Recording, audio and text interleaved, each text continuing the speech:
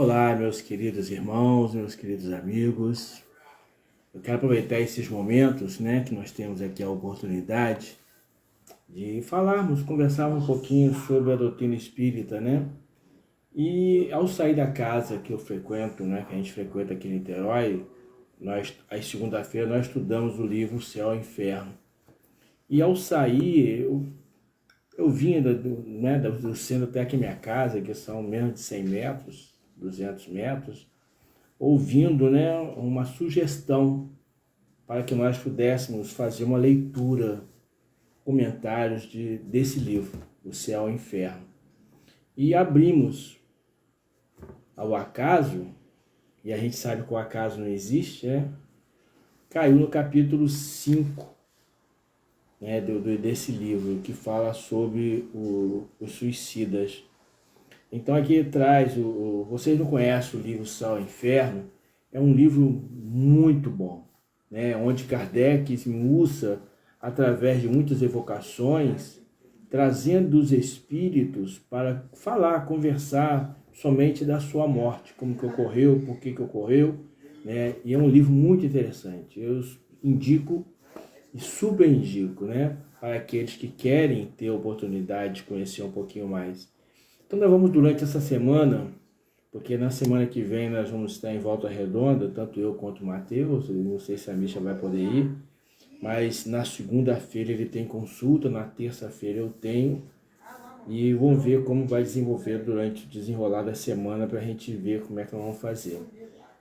Então tá aqui, o suicida de Samaritana.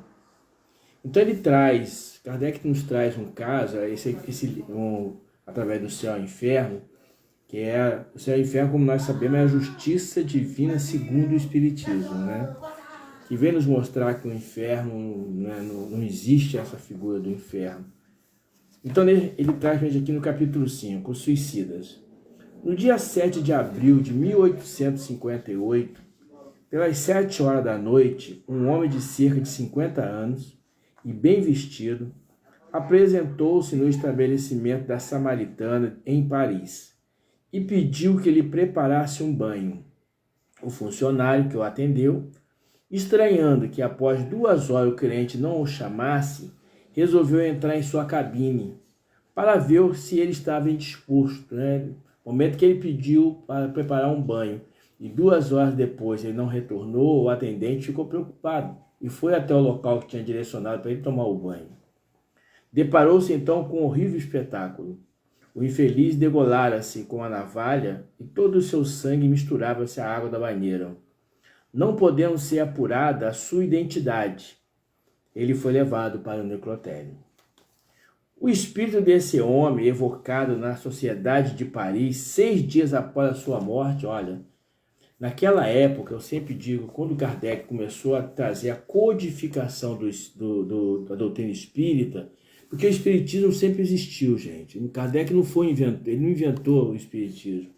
O espiritismo sempre existiu desde os princípios dos tempos, Então ele fez com que o trabalho da evocação, a espiritualidade, naquela oportunidade, na codificação, ajudando Kardec, permitiu que esse trabalho viesse à tona, nos trouxesse. Para quem conhece Kardec, sabe o quanto que ele era estudioso, o quanto que ele era, não acreditava em muitas das coisas. Foi justamente isso que o levou a estudar o espiritismo, quando ele, por diversas vezes, tinha sido convidado para assistir às famosas mesas falantes, que eram apresentadas nos teatros em Paris, aquela coisa assim que chamava, mas mais pelo lado do espetáculo.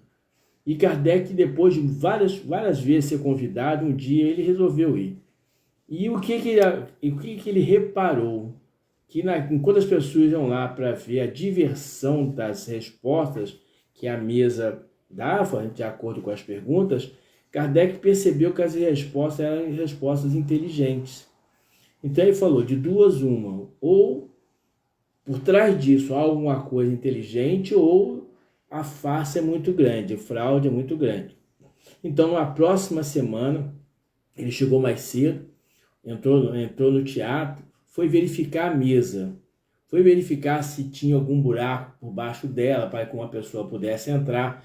foi verificar os quatro, né, pés da mesa para ver se tinha alguma coisa que fazia com que ela tremulasse, né, batesse, dava as batidas correspondentes às respostas.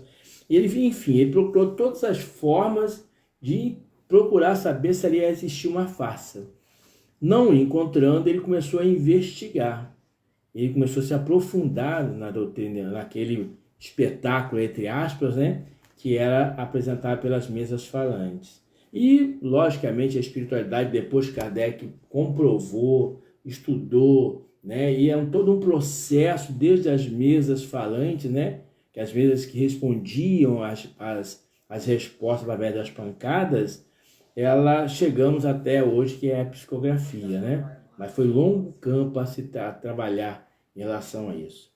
Mas você vê que 6 dias depois que esse espírito desencarnou, na sociedade de Paris, Kardec e os seus amigos, tal como ele, um pesquisador espírita, fizeram uma evocação na Sociedade Espírita de Paris, trazendo esse espírito, né?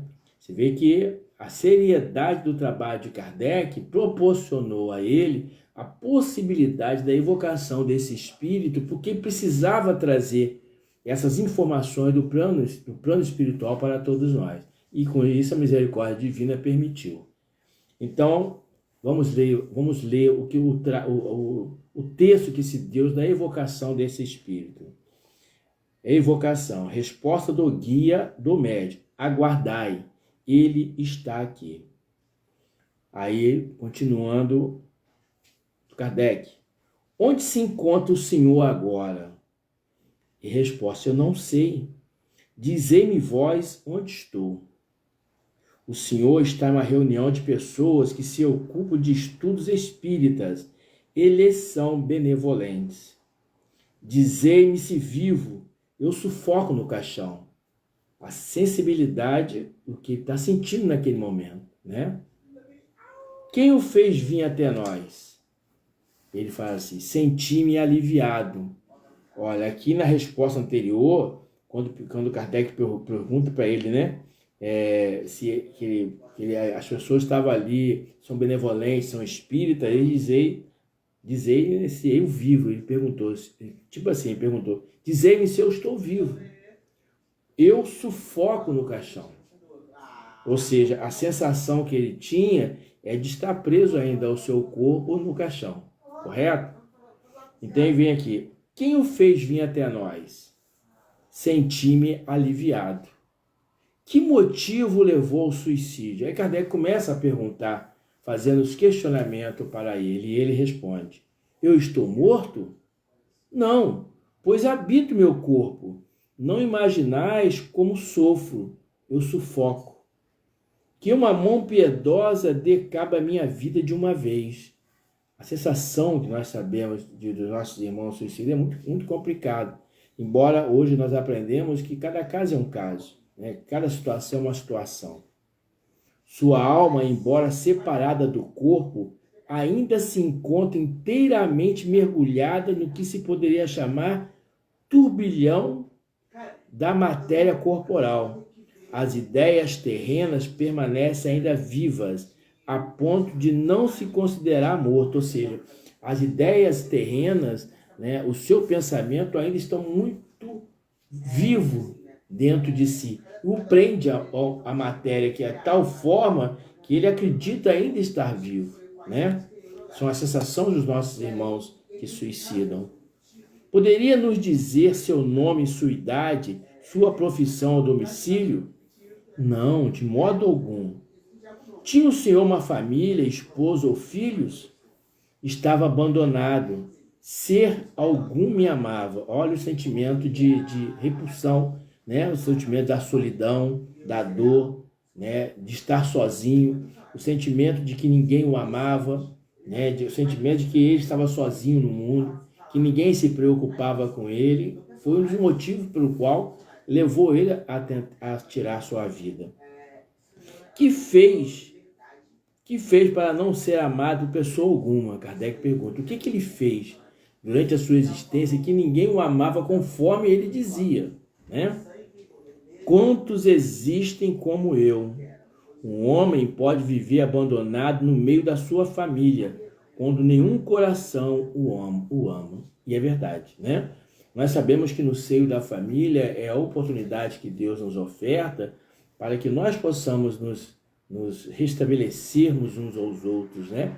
Por isso, muitas das vezes a gente fala assim, gente, eu sou muito diferente do meu irmão, da minha irmã, sou diferente disso, diferente daquilo, né? Eu estou na família errada, quantos de nós pensamos assim, né? Sou ovelha negra da família, né? De todos os aspectos, vamos assim dizendo. No momento que cometeu o suicídio, não sentiu qualquer hesitação, ou seja, não teve medo. Eu desejava ardentemente a morte, esperava repousar. Esse é um dos maiores enganos que os nossos irmãos sentem em relação ao suicídio. Por quê? Porque a dor e o sofrimento que sentem nos levam a pensar, né, que vou acabar com aqui, o que quer que esteja do outro lado não vai ser pior do que a dor que eu estou sentindo aqui. É um lerdo engano, né? Porque ao despertar do outro lado, como ele está aqui, ele foi despertado, né? Ele estava sufocando dentro do caixão, conforme as suas palavras, né? E quando ele foi levado até lá, ele vem dizendo todo o seu dissabor, a sua situação, a sua dor que ele estava sentindo. E ao despertar do outro lado, ele vai pouco a pouco reconhecendo o seu estado, né? Aí passa a ter a dor, né? Aí o espírito do outro lado, quando ele desperta, fala assim, mas não acabei com a minha vida? Eu estou vivo? Aí começa a ouvir aquela famosa frase que me chama que André Luiz ficou 8 anos ou 7 anos no umbral ouvindo, né? Assassino, assassino, suicida. Mas ele falava, eu não sou assassino, eu nunca matei ninguém, eu não sou suicida. Só depois que ele compreendeu que o ato de suicídio dele foi um suicídio inconsciente, ou até bem dizer que é consciente, porque ele era médico e sabia que ele não poderia beber, né? E ele bebia socialmente, isso fez com que ele abreviasse a sua estadia na vida terrena. Por isso ele foi considerado pelos amigos um suicida. E ao cair no umbral, no vale do suicida, onde ele estava, ele ficou em desespero. Porque o relato que ele nos traz, do tempo que ele ficou lá, o sofrimento foi terrível para ele, né? Então é que ele continua e fala assim, como a ideia do futuro não fez com que renunciasse ao projeto? Por que ele não pensou no futuro? Por que ele não acreditou que existiria vida após morte, né? A fé, a descrença do futuro que faz com que se feche o olhar. Ele faz assim, não acreditava mais no futuro, não tinha mais esperança. O futuro é a esperança e ele tinha perdido isso, né? E a gente, quando perde a esperança, é um caminho muito grande para a gente reconquistar. Eu aprendi, eu tenho falado isso algumas vezes, né, com as pessoas que nos procuram, uma famosa frase que hoje até esqueci de comentar com uma pessoa isso, né? Deus, na sua infinita bondade e misericórdia, seja naquilo que você acreditar, seja ele uma energia, uma força, um ser supremo do universo, como eu acredito, ele não coloca um fardo nas suas costas que você não possa carregar. Ele seria injusto se ele fizesse isso. Então Deus permite que você passe por essas situações para que você possa se reconciliar, né? Na minha concepção. A gente até fala no Evangelho, diz que a dor, o sofrimento é uma bênção que Deus nos envia, porque é a oportunidade que nós temos de nos estabelecer os nossos contatos, de buscar o amparo, buscar a assistência, buscar a coragem, a resignação, a serenidade, para que nós possamos vivenciar o nosso sofrimento e a nossa dor amadurecendo. Então aqui ele perde, ele fala que ele esperava. E acima de tudo, o que ele falava? Eu esperava repousar. Ora, é aquela famosa história, eu vou acabar, né? Eu vou tirar minha vida, esse sofrimento que eu tenho aqui eu não vou sentir mais, vou chegar do outro lado na concepção de que cada um possa ter. Alguns acreditam que vão ficar adormecidos até chegar ao juízo final, né? Muitas religiões pregam isso. Após a morte, o espírito fica adormecido. Outros que podem ir para o céu, para o inferno, para o purgatório. Né? E nós espíritas falamos, nós vamos aonde a nossa consciência esteve durante todo o nosso tempo. A nossa consciência que vai nos levar, não só na nossa vida terrena, porque quando nós adormecemos, nós nos libertamos do corpo. E nós vamos vivenciar justamente aquilo que nós, como espíritos, estamos querendo vivenciar. Eu fico muito feliz, às vezes, quando alguém me fala: Célio, Murilo, eu sonhei com você. E a minha curiosidade é muito grande. Eu sempre pergunto: o que foi que nós estávamos fazendo? Estudando ou trabalhando?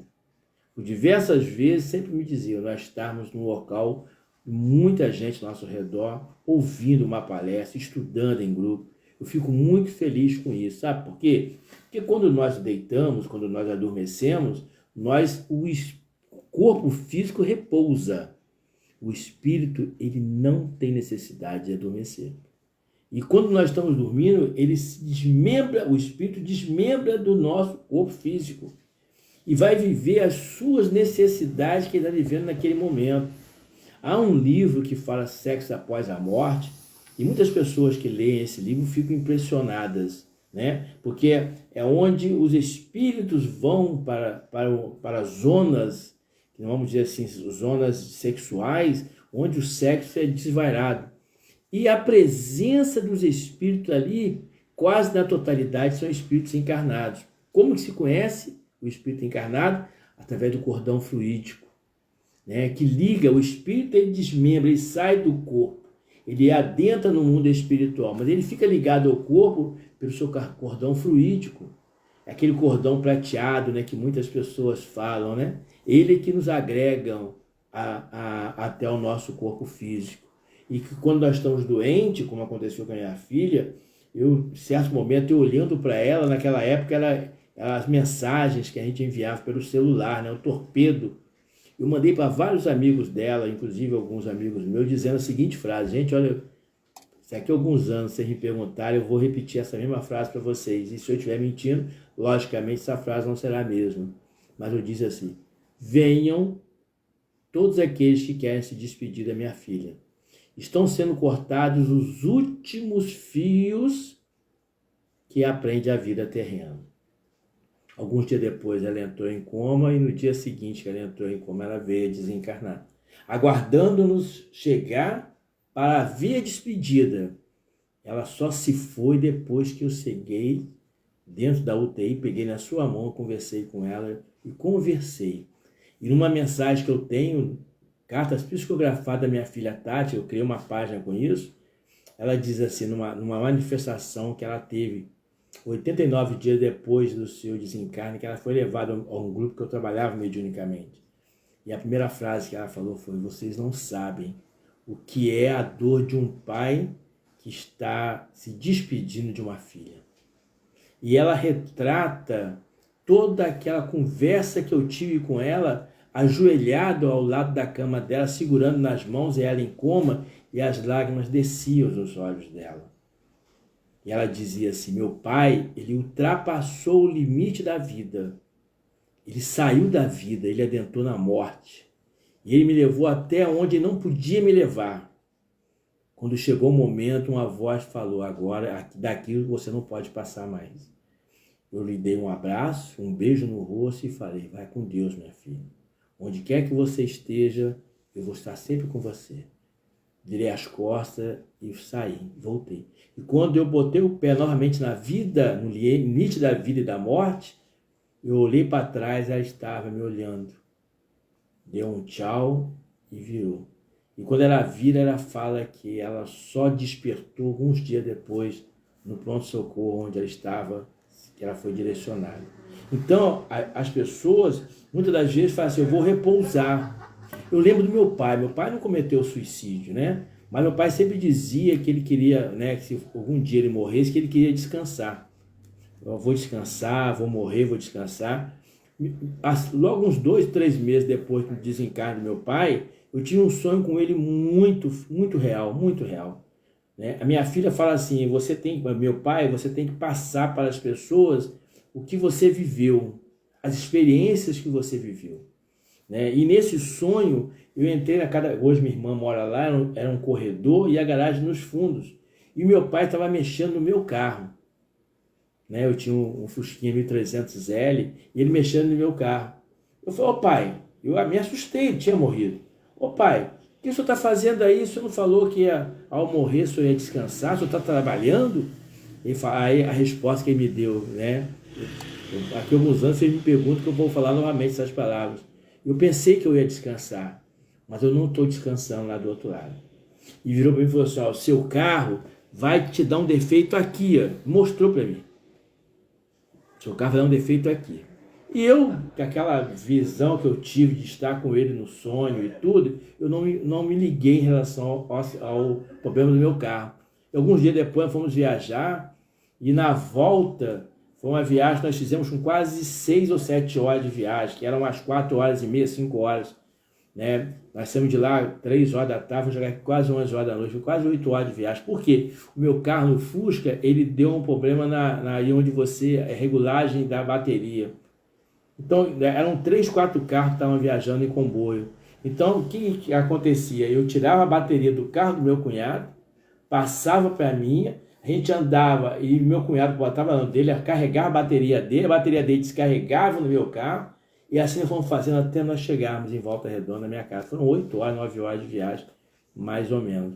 Só depois que eu lembrei que meu pai havia falado, e eu, quando levei o carro no eletricista, ele foi exatamente ali onde estava a regulagem, onde tem o regulador de voltagem da bateria.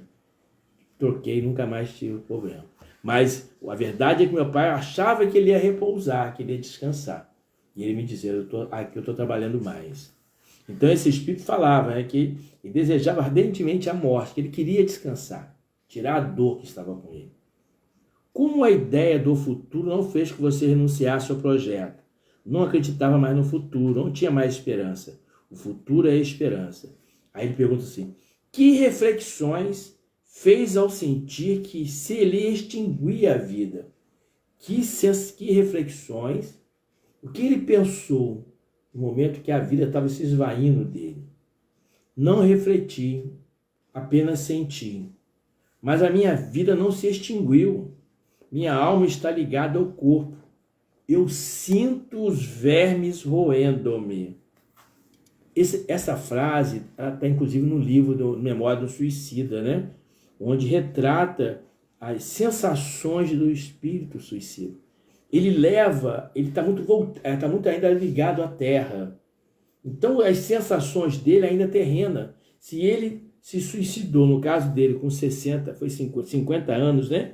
Que aqui fala, um homem de cerca de 50 anos. Se ele tinha que viver 80 anos, 30 anos, ainda tem um débito diante da espiritualidade. Nós não sabemos como a providência divina age ou agiria em relação a esses 30 anos. Mas muitos nos mostram que esses espíritos, através dos relatos dos próprios espíritos suicidas, eles nos falam que ficam presos aos corpos, sofrendo, vendo, assistindo, sentindo a decomposição do corpo e sentindo os vermes roendo a sua carne. Já pensou que sensação deve ser, né? Sensação muito, muito forte, né? Que sentimento ele experimentou no momento em que se completou a morte? O que ele sentiu quando ele realmente desencarnou? Completou-se a minha morte? Foi doloroso o momento em que se extinguiu a vida? Menos doloroso do que depois. Apenas o corpo sofreu. Apenas o corpo sofreu no momento do desencarne dele. Mas ele fala, o doloroso foi depois que ele despertou. Aí continua. Aí São Luís pergunta para ele assim, que quer o Espírito dizer quando menciona que o momento da morte foi menos doloroso que depois? Aí ele responde, o Espírito se descarregava de um fardo que lhe oprimia. Ele experimentava a volúpia da dor. Ele sentia a dor no corpo físico. Mas ao despertar do outro lado, ele viu que ele carregou toda a dor com ele. A fuga que nós acreditamos muitas das vezes que nos leva a esse estágio, a esse estado, né, vamos assim dizendo. Tal estado é sempre consequência do suicídio, né? O São Luís pergunta para ele, ele responde, sim, O espírito suicida fica ligado ao corpo até o termo da sua vida. A morte natural é a libertação da vida. O suicídio a rompe por completo. Quando a minha filha desencarnou, eu sentia que ela estava se esvaindo. No dia que eu falei essa frase para os amigos dela, eu estava sentado olhando ela deitada na cama, e ela estava quietinha ali, bem quietinha. E eu sentia que a espiritualidade já estava providenciando, cortando os fios que a ligavam à vida. Porque esse cordão fluídico que prende o espírito ao corpo não é um fio, são inúmeros fios. Só que os nossos olhos físicos, materiais, não conseguem visualizar, não sabem a quantidade, são inúmeros. E para tal, quando a pessoa está adoentada, são cortados um por um. A espiritualidade age dessa forma. E quando é um caso de um assassinato, de uma morte por acidente ou mesmo um suicídio, ele se rompe. Então, o que é romper? O espírito não tem a sensação da morte. Ele não passa por etapa. Minha filha, quando ela despertou do outro lado, quando ela abriu os olhos no pronto-socorro, ela fala assim: meu pai, quando eu abri meus olhos aqui, eu entendi tudo o que se passou comigo.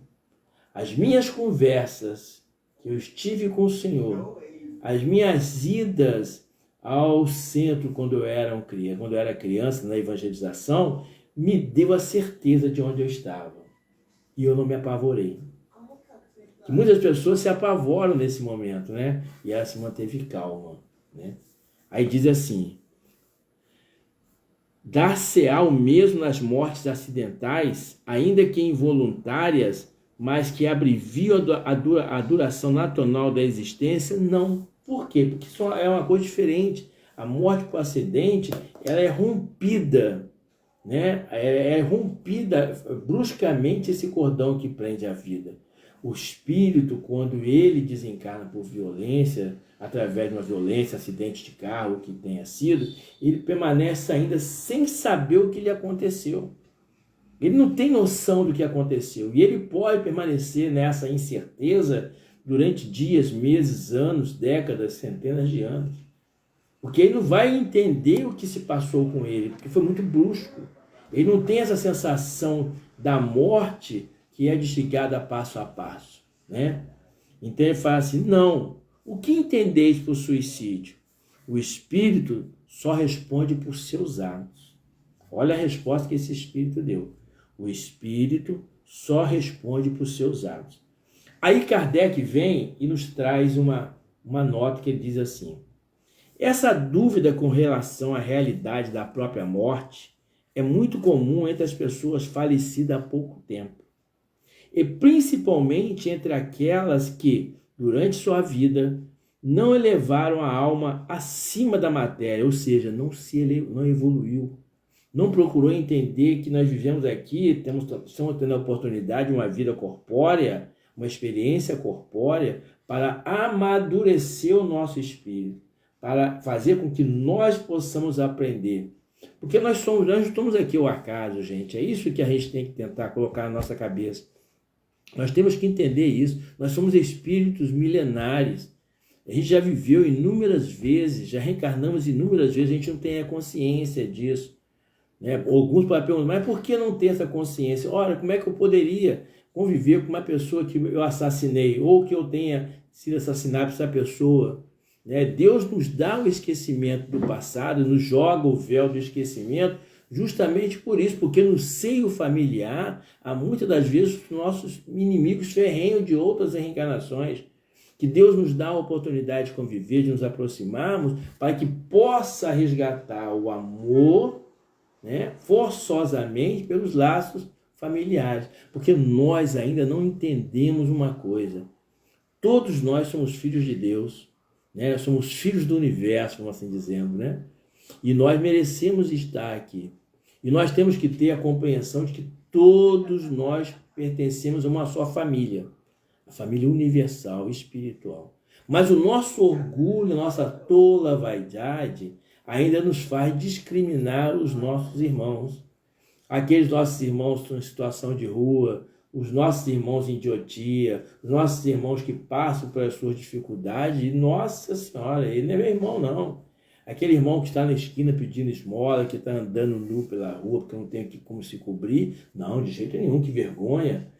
Aí nós estamos descaracterizando em nós a presença de Deus, né? Então todos nós somos uma família universal, uma família espiritual. Aí diz aqui, a morte é um fenômeno estranho à primeira vista, mas que se explica muito naturalmente. Se há uma pessoa colocada em estado de vista, mas que explica... Não, se uma pessoa colocada em estado de sonambulismo pela primeira vez perguntarmos se dorme, ela quase sempre responde que não. E sua resposta faz sentido. A pessoa que interroga que não fez a pergunta correta, servindo-se de um termo impróprio. Se eu vou perguntar para a pessoa que era sonâmbula, que ela está adormecida, ela vai responder que não, né? A ideia do sono na nossa língua usual está ligada à suspensão de todas as nossas faculdades sensoriais.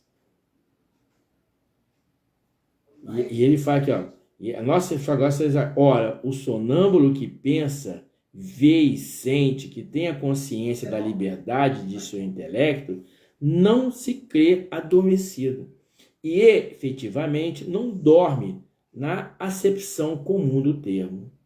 É por isso que responde não, até que esteja familiarizado com essa nova maneira de aprender o fato.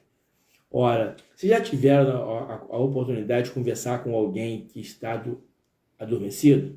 Já tiveram a oportunidade de ouvir as pessoas falarem, né, de comentar o que está acontecendo, o que aconteceu, muitas das coisas? Eu lembro dos meus filhos, né, o Tiago, que era pequeno, ele falava. O Felipe, ele sentava na cama quando criança para conversar. Ele conversava comigo, eu perguntava e ele me respondia normalmente. E eu sabia que não era ele. Eu sabia que não era ele que falava. Há toda uma situação do sonambulismo que nos leva à crença de que é o espírito que está falando naquele momento e que o corpo está adormecido. Porque muitos deles, o Felipe sentava na cama para conversar, outros estão deitados, com os olhos fechados ali dormindo. Mas ele interage com aquele que questiona a pessoa. O mesmo ocorre com o homem que acaba de morrer. Para ele, a morte seria o aniquilamento do ser. E tal como o sonâmbulo, ele vê, sente e fala. Portanto, não se considera morto. Assim alegando até que tenha adquirido a compreensão de seu novo estágio. Esse novo estado. Ou seja, a pessoa que acaba suicidando, ele não tem noção de que a vida dele acabou. Porque, além de ter sido uma coisa brusca, ele rompeu o seu limite, né? Cortou o seu cordão e foi muito bruto, de tal forma que ele não se vê, ele não sabe o que aconteceu. Ele apenas se vê naquela oportunidade, eu vou fazer isso, eu vou acabar com minha dor, com o meu sofrimento, e quando ele desperta do outro lado, ele vai se olhar. Ele vai falar assim, como? Eu ainda estou vivo? Mas por que eu estou aqui? Eu não acabei. Aí ele olha ao redor, vê que ele possa estar ali ao lado, acompanhando o corpo sendo decomposto pelos vermes, né? Que acompanha a decomposição do corpo, ele fica desesperado. Ele não tem ainda noção, até que eles tenham noção do estado que aconteceu. E nesse momento ele pode ser resgatado. Como nós dissemos, cada caso é um caso. Nós não podemos pegar aqui como um padrão, certo? Essa ilusão é sempre mais ou menos penosa, pois jamais é completa, e porque gera no espírito uma certa ansiedade. Essa ansiedade a gente pode tirar ela, podemos dizer, com uma certa imprevisão, porque emocionalmente ele vai estar completamente envolvido. A sua dor de despertar no mundo dos mortos, entre aspas, é muito grande. O desespero de ver-se no meio daqueles espíritos, né, que estão ali jogados, sofrendo, gritando. Eu conheço uma mãe que, em 2013, ela me ligou desesperada que o filho, mas morava em Angra, não vou citar o nome, mas ela me ligou desesperada que o filho tinha tentado cometer o suicídio, né? E tinha brigado com a namorada, e a namorada, ele falou que ia acabar com a vida, a namorada falou que era problema dele, e realmente ele chegou em casa e acabou acontecendo. Só que ele foi levado para o hospital lá em Angra, né? Mas o estado dele era tão grave que trouxeram ele para aqui, para o Rio de Janeiro, no Catete. Olha só, foram 12 anos atrás isso, né? 2013. E eu acompanhei, porque ela era muito minha amiga, eu estava vindo para o Rio, né? Eu estava vindo à casa de uma pessoa, então nós fomos visitar esse garoto lá no sábado de manhã cedo. No sábado de manhã cedo, um sábado depois do almoço, nós fomos visitá-lo, né? A pessoa saiu do trabalho, fomos para lá e eu pude conhecer essa pessoa que só conhecia na internet, a mãe, a filha, né, a irmã do garoto. E lá estava esse garoto lutando, aparentemente lutando para sobreviver. Porque quando você comete, né, a pessoa comete, isso é relato, tá, gente, dos próprios espíritos do outro lado, que nos trouxeram essas informações. E pela vivência que a gente vê em relação às pessoas. Esse jovem, ainda jovem, ele queria viver, né? E passamos o sábado ali ao lado dele, ficamos de lá quase 9 horas da noite, voltamos. No dia seguinte nós voltamos para lá e eu, ao colocar a mão nele, eu senti ele gelado. E me assustava, porque eu olhava para o aparelho, porque quando eu entro na UTI, tão familiarizado que eu fiquei com a minha filha, meu filho depois que sofreu um acidente, os instrumentos eu tenho facilidade. Meu filho, quando esteve internado 2 meses atrás, eu olhava para os aparelhos, eu sabia o que estava acontecendo. A pressão estava alta, os batimentos cardíacos estavam baixos, estava alto. Então a gente acaba acompanhando aquilo ali, sabe? Então eu olhava e a temperatura dele estava 35, 36 graus, estava normal. Mas eu botava a mão nele e estava gelado. Aí o primo que estava naquele momento do meu lado, ele falou assim: o que aconteceu, Sérgio? Eu falei: põe a mão nele. Eu tô sentindo ele gelado. Ele botou a mão. Não, Sérgio, tá quente. Eu falei: não, gente. Eu botei a mão, senti, chamei a enfermeira. A enfermeira botou a mão e falou: não, ele tá bem, a temperatura dele tá boa. Eu falei: não. Aí eu falei assim para essa pessoa, eu falei assim: olha, nós vamos sair daqui. Antes de nós chegarmos em tal lugar, nós vamos receber um telefonema que ele desencarnou. E não deu outra. Quando nós chegamos na entrada do local que eu tinha falado, o telefone tocou, ela atendeu, que eu estava dirigindo, e a pessoa do outro lado falou assim: olha, o fulano de tal acabou de desencarnar. Eu falei. E passado algum tempo depois, 6 meses depois, 8 meses, eu não me recordo muito bem, a minha filha nos trouxe informações do outro lado. A dificuldade que estava em atender, em ajudar esse jovem, né, que estava desencarnado. Até que um dia a mãe, em desespero, total desespero, me liga e me fala assim: eu sonhei com meu filho. Eu falei: e como que foi? Ela falou assim: eu estava numa gruta com um odor muito forte. E as pessoas gritavam desesperadas, os espíritos que estavam lá, eles gritavam desesperadamente. Era uma coisa de loucura, os gritos eram os gritos mais terríveis. Até que lá no fundo, de repente, veio uma figura, um espírito gritando desesperado, gritando alucinado. E quando ele foi chegando perto, eu vi que era meu filho. E ele parou, ele olhou para meus olhos, ela falando comigo. E ele gritava, sem noção nenhuma do que estava acontecendo. Eu só via o desespero. E não podia fazer nada, sério. Não podia nem abraçá-lo. Porque alguma coisa me prendia. Até que ele saiu, olhou para mim, continuou gritando, saiu correndo. Ela me faz uma pergunta assim no final: Célio, aonde meu filho estava, ou onde meu filho está, é o inferno?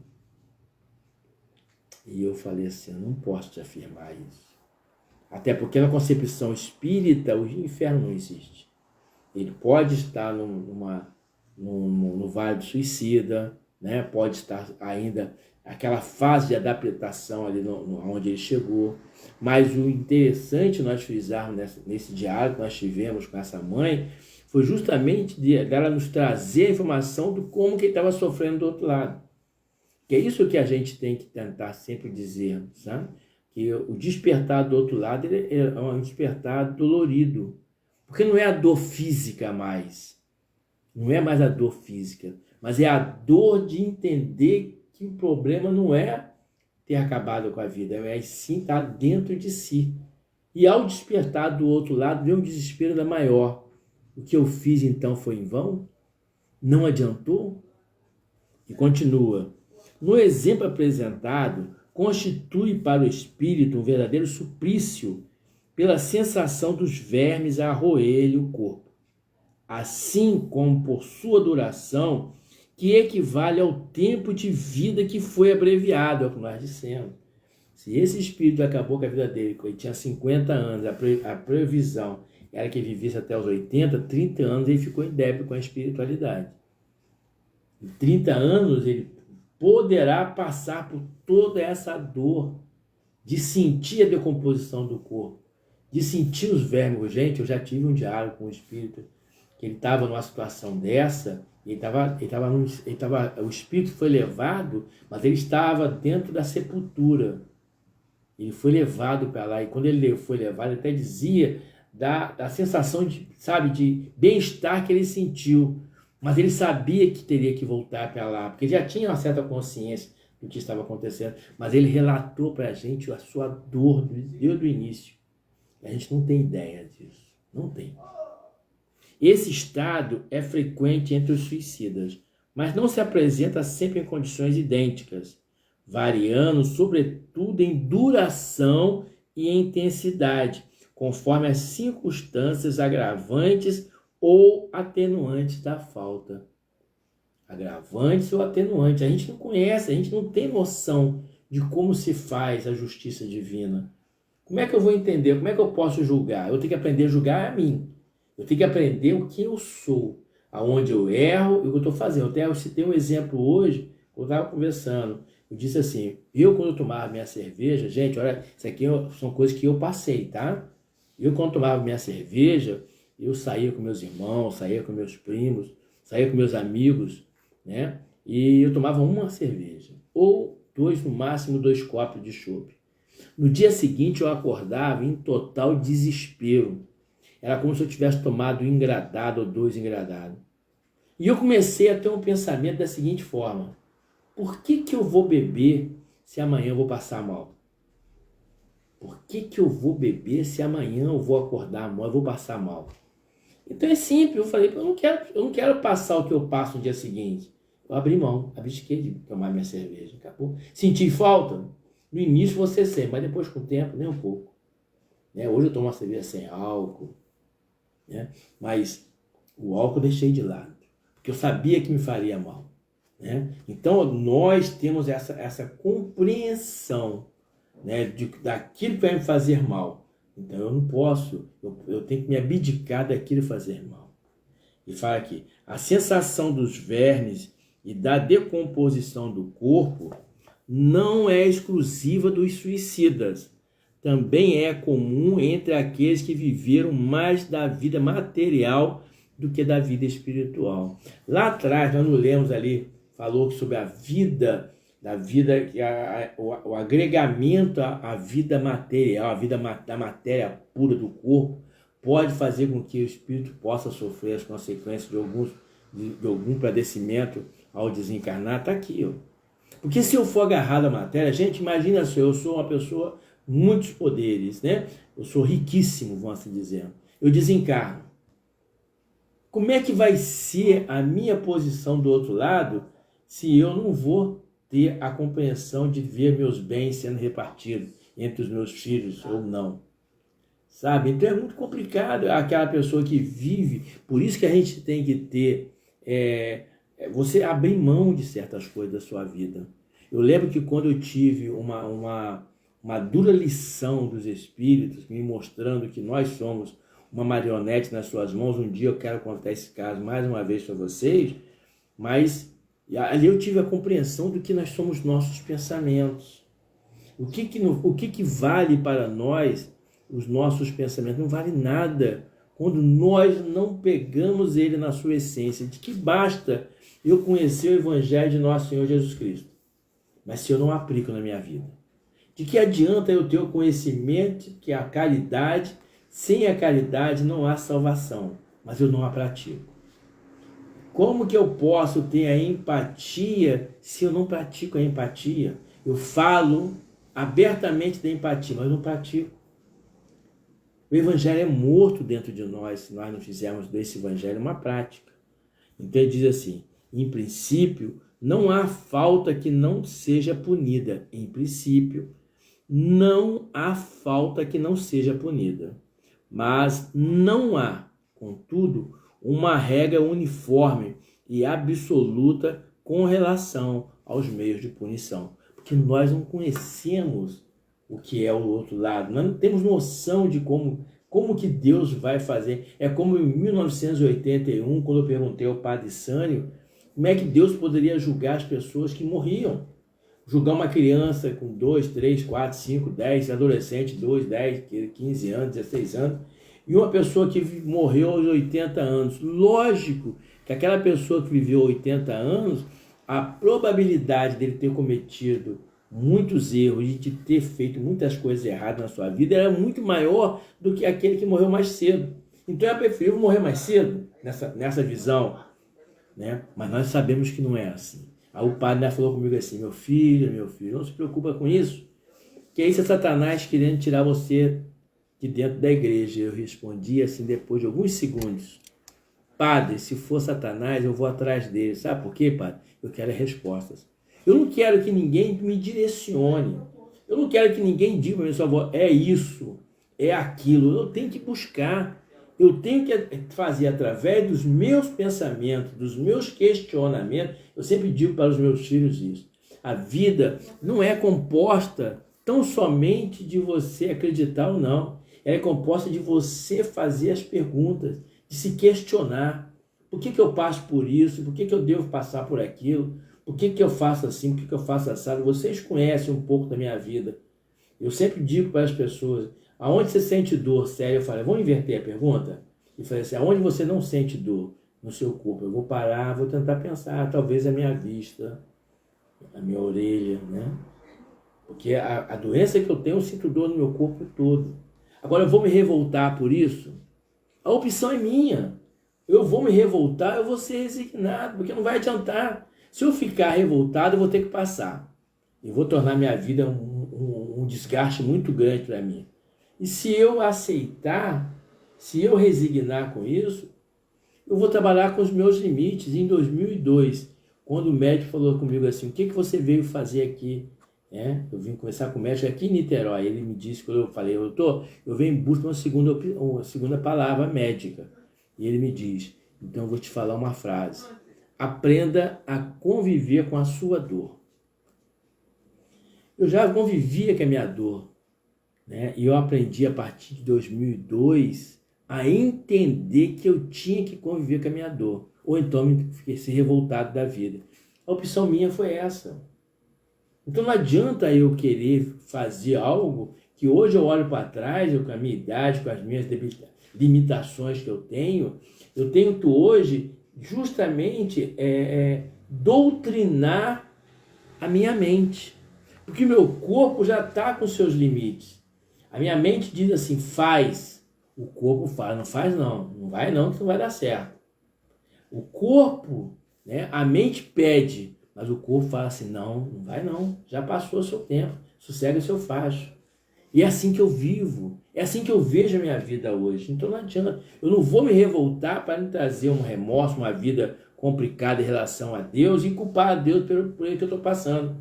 Eu me lembro quando eu fazia palestras, eu dizia assim nas palestras, olha, eu consigo controlar a minha vida, mas tem um momento que eu não consigo controlar as minhas atitudes, que é jogando bola. Gente, eu sempre dizia isso nas casas espíritas, que eu era convidado a fazer minhas palestras. E sempre dizia isso, que eu não conseguia me controlar jogando bola. Eu era extremamente, a minha vontade de ganhar era extremamente grande, que eu brigava com todo mundo, né? Mas a espiritualidade, tanto eu penso assim hoje, até fico rindo disso. Ah, o Célio não consegue controlar jogando bola, vamos privá-lo. Vamos tirar isso dele, né? E eu fui fazer uma cirurgia de um lance bobo lá em 84. né? E depois daquela cirurgia, foi 89, desculpa, foi quando eu fiz a primeira cirurgia, novembro de 1989, né? E de lá para cá foram 6 cirurgias no meu joelho. Eu nunca mais joguei bola, como eu jogava antes, não. Eu tentava, até que eu comecei a ver coisas, eu passava pelo ridículo jogando bola. Até que um dia eu falei com meu irmão assim, cara, não vou jogar mais bola não. Chega, eu tenho um nome a zelar, eu joguei bola passado. E hoje eu jogava bola, do nada eu caía. Eu perdia a sensação dos meus pés. Então já aconteceu comigo andando nas ruas, eu caí. As pessoas olharem para mim assim, ficarem, o que aconteceu? Aí não, tropecei. Mas eu perco, né? Eu perco a sensação dos meus pés no chão e eu caio, do nada. Então eu parei de jogar bola. Mas eu podia ter me revoltado, não foi? Eu fiquei resignado. E assim eu estou até hoje, eu controlo as minhas emoções. Eu controlo as minhas, através da minha serenidade, a minha resignação, os meus sentimentos. E eu continuo caminhando. Eu acordo, eu tenho mais de 90% dos meus músculos travados no meu corpo. Eu acordo todo dia às 5 horas da manhã, 5h15 da manhã, e vou para o trabalho da tarefa que eu executo no centro. E vou muitas das vezes com uma dificuldade enorme de levantar. Minhas pernas com toda dificuldade, mas eu vou caminhando. E quando eu chego na porta do centro, parece que eu tenho outro ânimo. Um dia o dirigente do trabalho me chamou, falou, sério, eu estou tentando tirar uma foto aqui pro pessoal, mas vem cá, olha aqui uma coisa. E em todas as fotos eu saí. E falou, sério, você não para, você não consegue parar aqui. Eu estou mostrando pro pessoal aqui, ó, todas as fotos que eu bati, você saiu. Porque você está sempre andando para lá e para cá, fazendo aqui, pegando ali, fazendo ali. Porque se eu parar, eu sinto dor, então eu vou me movimentar. Mas eu tive a opção. É o que nós temos de ter. É que muitas das vezes as pessoas não acreditam nessa coisa de que você tem uma outra opção. Você tem uma outra visão. Você tem uma outra oportunidade. Você pode fazer diferente. E diz assim na questão 208. Quando o indivíduo é colocado em estado de sonambulismo, enquanto o seu corpo parece dormir com os olhos fechados, a alma desprendida está ao lado, tudo vendo por meio do seu perispírito. Por isso, quando o magnetizador pergunta se ele dorme, vendo os olhos do seu corpo fechado, o sonâmbulo responde que não. Kardec refere-se a um fenômeno clássico do magnetismo animal em seu tempo. Isso foi uma nota do tradutor. E a 209, uma outra notinha. Essa explicação corresponde ao item 6 do resumo da Lei da Justiça Divina, no capítulo 8º, que afirma: não há em relação à natureza, a intensidade e a duração do castigo em nenhuma regra absoluta e uniforme, ou seja, não é um padrão. Não há. Cada caso é um caso. A média que se fala do sofrimento dos nossos irmãos do outro lado do suicídio é muito grande, porque são as informações que nos chegam, mas ao mesmo tempo os espíritos nos falam. Não há uma regra absoluta. E finaliza o estudo assim: o castigo, segundo a lei moral, não é como é a exclusividade dos suicidas. Aí voltamos a falar, né? Também é comum entre aqueles que viveram mais da vida material do que na vida espiritual. Em princípio, não há falta que não seja punida. Tudo aquilo que nós fazemos de errado, nós, né, Deus, outra coisa a gente tem que parar de pensar, gente. Deus não pune ninguém. Deus não criou o mal. O mal é a criação do homem. E aqui, quando fala da punição, o homem, ao despertar, ele ter consciência, ele se sente envergonhado dos seus erros. E ele se tem um arrependimento. Ele entra o remorso. Depois do remorso, ele tem um arrependimento. Depois do arrependimento, ele tem a expiação. Ele vai sofrer pelo que ele fez. E no final, ele tem a reparação através da reencarnação. Gente, era isso aí, a ideia que nós queríamos passar durante toda a semana. Amanhã nós vamos falar sobre o pai do alistado. É outro espírito, são vários espíritos que Kardec nos traz, né, que fala sobre o suicídio. Então nós vamos comentar amanhã mais um caso. Quando nós pegarmos um caso que seja pequeno, a gente comenta os dois. Porque na verdade, o que a gente quer trazer com isso? A gente quer mostrar, né? Porque nunca haverá um padrão único em relação às mortes, em relação ao desencarne das pessoas. Cada caso é um caso. O único caso que nós podemos ter certeza absoluta do desencarne é aquela pessoa que está numa cama, passa pelo seu processo de desencarne, passo a passo, pouco a pouco, onde são cortados os seus fios, passo a passo, que só Deus, a infinita bondade e misericórdia divina, sabe como agir. É um assunto também muito bom de se falar, um dia vamos trocar sobre isso, mas o fato é que nós não podemos pegar um padrão para falarmos isso ou aquilo. Os espíritos nos trazem a oportunidade de conhecermos, de sabermos o que nos espera do outro lado, para que nós possamos frear e buscarmos, através da nossa vontade, a coragem para enfrentarmos a nós mesmos e nós sairmos vencedores. Não é fácil. Sabemos o quanto isso é muito difícil para muitos dos nossos irmãos. Mas nós sabemos também que nós não estamos sozinhos. Nunca vamos estar sozinhos. Eu conto para vocês um caso que aconteceu recentemente, uma situação de família, onde ao chegar aqui em Niterói, eu lembrei que eu tinha deixado todos os remédios dessa pessoa em Volta Redonda. Eu fiquei em desespero, porque essa pessoa tinha que tomar os remédios. Eu fiquei em desespero. E a única alternativa que eu tinha, eu conversando com a Misha, vai lá no centro, procura, lá tem muitos médicos, meus amigos, tenta conseguir uma receita, que eu saio daqui, mesmo sendo tarde da noite, eu vou sair e vou procurar onde comprar. E ao chegar no centro, expor a situação que aconteceu, a médica que estava lá, uma pessoa que eu tenho uma consideração muito grande, ela falou, vou lá ver se tem, vamos lá ver, que lá tem onde ficam algumas medicações.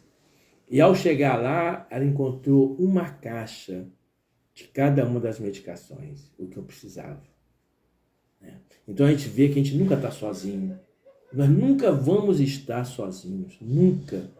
Por diversas vezes aqui eu dormindo, acordei com o espírito do meu lado. Por diversas vezes eu fazendo live aqui, eu vejo espíritos passando. Eu sinto o cheiro do cachimbo passando, porque eu tenho no Pai Joaquim um espírito da Umbanda que me acompanha muito. E eu tenho um profundo respeito e carinho para com esse espírito. Foi ele que me deu uma grande lição de vida que eu vou terminar o nosso estudo dizendo. Quando, em 1996, uma declaração uma declaração infeliz de um determinado palestrante da doutrina da oratória espírita, veio dizer que o espírito do preto velho eram espíritos inferiores. E esse espírito, eu nunca concordei com isso. E esse espírito se manifestando na casa espírita que eu era presidente, ele me diz assim, meu irmão, aí muda o linguajar e conversa como se fosse comigo, normalmente. E ele fala assim, mesmo no meio espírita, as pessoas ainda se esquecem da reencarnação.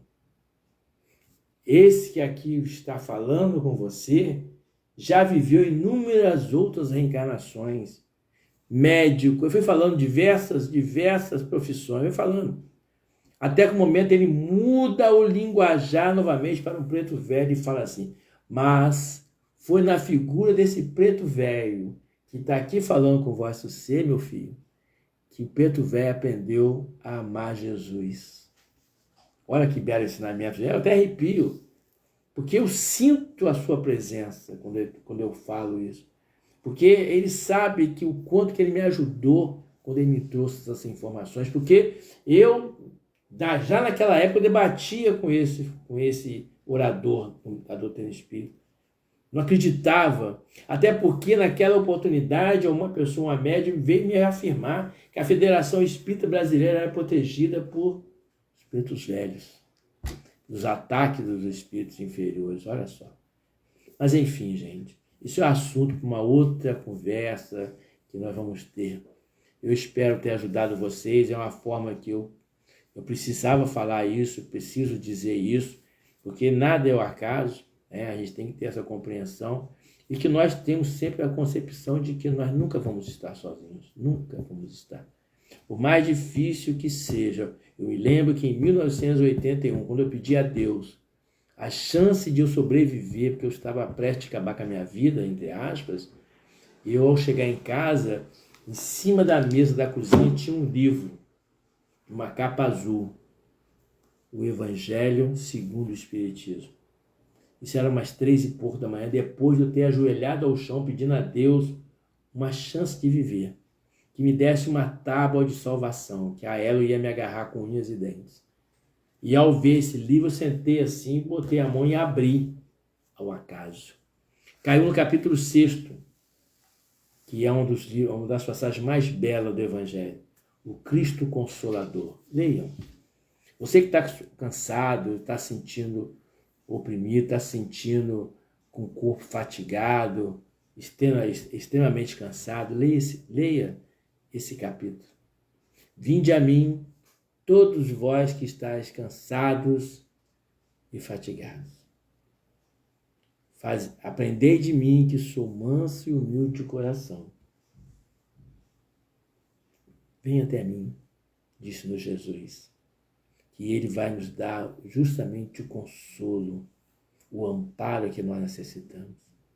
Basta estendermos as mãos e dizermos: Senhor, eis-me aqui. Ajude-me na minha pequenez, Senhor, porque ainda sou um espírito em evolução. A maldade, a minha inferioridade ainda reside em mim, preside em muitos momentos da minha vida. Mas eu os tenho a Ti, Senhor, como a luz a iluminar-me. Esteja comigo, Senhor, hoje, agora e sempre. Que assim seja. Uma ótima noite a todos vocês e até amanhã, se Deus assim me permitir. E Deus vai nos permitir. Muita paz. Fiquem todos com Deus.